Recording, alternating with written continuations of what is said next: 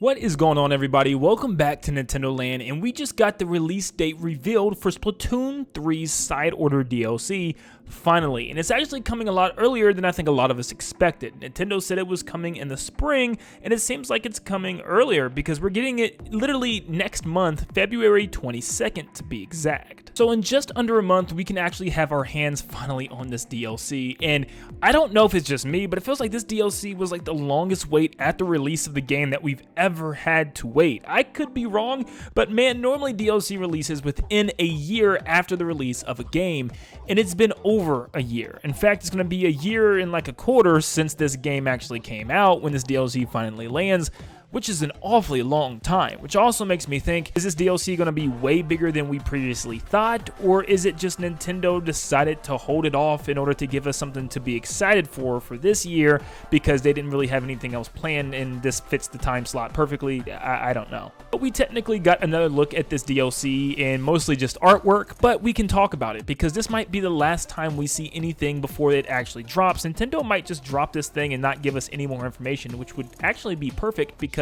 I feel like I don't want to see anything else about this DLC. I just want to play it and uncover all the secrets for myself. But we have some stuff to look at, so let's dive into it. Real quick, if you're excited to learn some really cool facts and new information about this DLC, stop what you're doing, make sure you leave a like and subscribe. Most of you watching this video right now are not yet subscribed. Let's see how many people we can get to sub from this one video. You guys are amazing. Let's jump into the video. So first, let's do a quick little recap of all the past trailers and everything that we've kind of concluded. So everything in this entire world is all white. It takes place in the lobby of Splatoon 2, and everything is coated in this very chilling white. And a lot of people have brought up the coral that's all around the lobby, which we've kind of concluded may be due to coral bleaching. To make a long story short, bleaching of coral tends to be like a disease for the coral. With changing temperatures, it's when it's closest to its dying stage. And we talked about how this DLC could reference life and death in an internal struggle of Agent 8, which we now know is confirmed from the past trailers. And we also see lots of clips and pictures of a montage of what looks like an internal struggle for Agent 8, and maybe some problems that she's still undergoing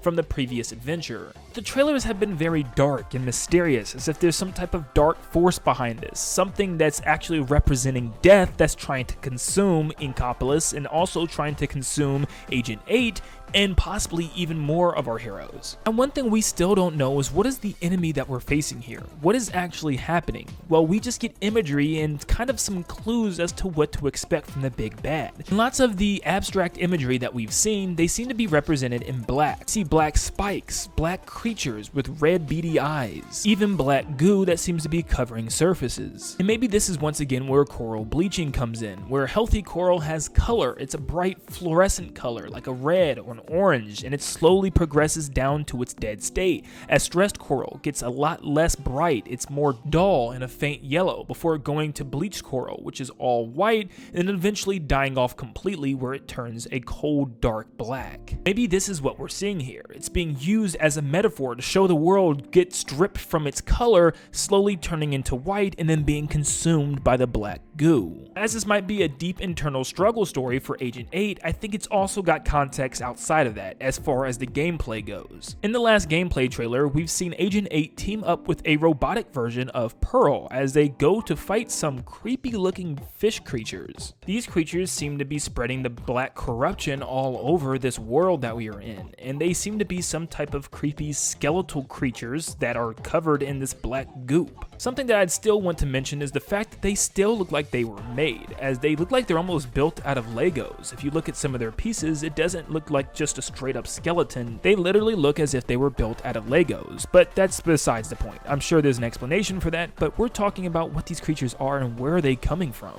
Now, of course, this is never really explained, and we just see these creatures spawn and Agent 8 having to take them out with the help of robotic Pearl. And we really don't get any more information on what these creatures are, just more images on them of the official artwork, which we'll get into in a second. And we've already went into detail about what characters are actually left. It seems like right now, Agent 8 and Act are the only ones alive right now, at least in their normal physical form, because outside of Act and Agent 8, everyone else seems to be gone here. And the only other one there to help is Pearl, and like I said, she's in this robot drone state for some reason. As far as the rest of the trailer goes, it does seem like this game is going to be a roguelike game where we go floor to floor defeating enemies and putting on certain perks in order to help us complete our missions. That's pretty much all the stuff that we know of so far and what people are predicting with theories of how this is going to go, but it still doesn't answer what this black goop is and who's in charge here, what's happening and what's going on. Well, now it's time to pull up the release date trailer, where it's the same scene of Agent 3, believe it or not, riding a train. This is the new Agent 3 from Splatoon 3, and this is literally the intro of the game. But the only difference is now she actually falls asleep on the train. In the original, she's simply still awake, and even little Buddy is bouncing up and down as they arrive into the new city. Like previously stated, in the new one, she falls asleep with little Buddy, so I'm not sure if this has anything to do with it. Did someone put her to sleep? Is this a change in the timeline? It's hard to say, but shortly after she falls asleep, everything around her starts to glitch and freak out, and she actually gets teleported into another area through code that seems to drip from the top of the screen. Now the scene actually makes it look like she's warped to Inkopolis Square, but I don't think that's what's happening. She's actually being warped maybe into this world for the DLC, but Inkopolis Square is where we see Agent 8 is actually warped to. After all, we can hear Pearl telling Agent 8 to wake up. So this is strange, because now we have another character at play here with Agent 3, or the new Agent 3. What's going on? What does she have to do with this story? Well, here we can see the official artwork for the Side Order DLC, and we can actually zoom into specific parts to see just what is going on. And let's zoom into the top here. Here we can see tons of these bone fish swarming a giant funnel machine with red eyes on it, and this seems to be one of the boss battles that we actually received within the initial trailer that showcased a giant machine where we're probably going to have to take down the robotic eyes in order to break it down. But I don't know if this is a main boss. This is something that we will fight over and over again. Is this some type of important machine that's causing this goop to appear? But it is something that we've seen already, but I'm more curious as to what's on top of this machine. Now this is a creepy sight. There appears to be tons of figures standing on top of the machine. They seem to also be wearing some sort of mask with red eyes glowing on the front. One of the masks actually only has one red eye on the far left, but they seem to be children. It's impossible to tell who they are and what they are, but it might give us a glimpse as to who the main villain actually is. Now, to just be clear, I don't think the main antagonist is pictured here at all, but I think one of the corporate leaders of this division might be the one centered in the middle. And if you look closely, this one in the middle actually represents somebody that we've seen before. Yeah, I think it's pretty clear that this looks exactly like Agent 4. We can see the short tentacles of her hair drooping below the triangular-like helmet piece that she wears, and the body proportions and structure seems to be the same. Now, one thing that I want to point out is that we haven't seen Agent 4 again since the original campaign from Splatoon 2, which does mean it's time to see her once again, and this would make a lot of sense. Remember back in the Octo expansion, Agent 8 had to take out a sanitized version of Agent 3. So perhaps Agent 8 now has to take out a corrupted version of Agent 4. The question is, where does the new Agent 3 come in all of this? My theory is that there could be some creature out there that's digitally altering the timeline by ripping the heroes from specific points in time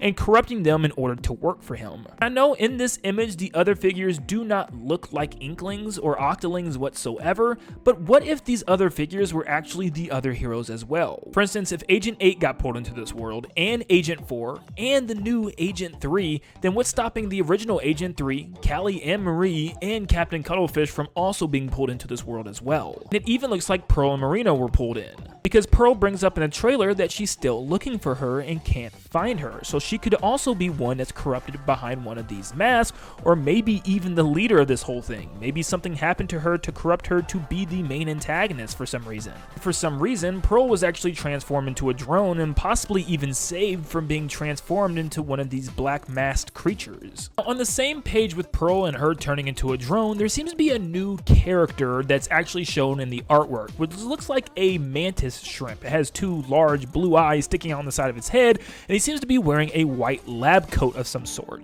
So I would like to assume that potentially he is on the team of the heroes and helping them by producing things in order to help them during their journey, and maybe he's the one that actually saved Pearl from this purgatory, so he needed to transform her to a drone for some reason. I don't really know why and what the whole story is going to say about that, but maybe he's also the one that's helping to bring people over in this digital world. Maybe he's the one that brought Agent 8 in order to help, because all the other agents were brought in and captured, and she was their last hope. Maybe Act is just there to help the others, you know, and guide them through the specific levels that they have to go through and help them out when adding perks. That leaves Agent 8 and Pearl to save the day. Now, there's one last thing on this poster that I want to talk about real quick, and it seems to be another big enemy, or at least a boss battle. It seems to be a giant shelled enemy with a face on the inside that seems to be corrupted. Now, this looks a lot like the Octoworld boss from Splatoon 1, and we haven't seen it return since. Like I said, the story could be about going through the timeline and pulling different characters and, you know, creatures from the past. So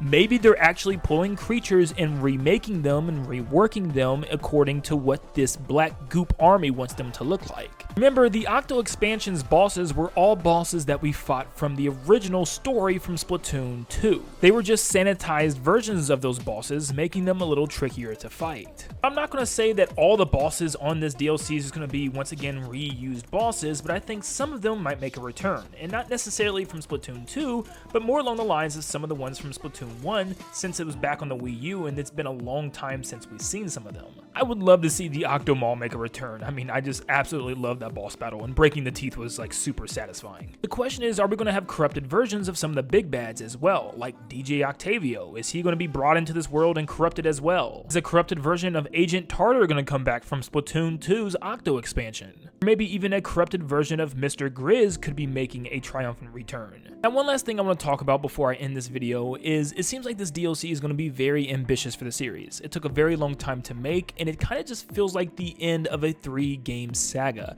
And Nintendo themselves has even said that the story is going to conclude with this DLC, which leaves a lot of us to believe that Splatoon 4 is going to be a soft reboot of the series, giving us new characters, a new story to follow, and just new everything. This could be the last time we see some of the characters we love, like both of the Agent 3s, Agent 4, and even Agent 8, and that includes all of our other favorite characters, like Pearl Marina, and Callie and Marie, and even the Deep Cut members. There's a lot to unpack here, and this could be the final closing to what we have come to love over the last couple of years, which is an exciting thing and also a sad thing as well. It's bittersweet. So yes, maybe this is a trip through time. This is the last chance for us to see everybody within the Splatoon universe that we know and love before moving on for good. Now I leave it to you guys. What do you think is happening with this story for Splatoon 3's Side Order DLC? We'll know very soon, but give me your predictions down below of what you're expecting to happen, what you think is happening, and if you agree or disagree with any of my points I made today.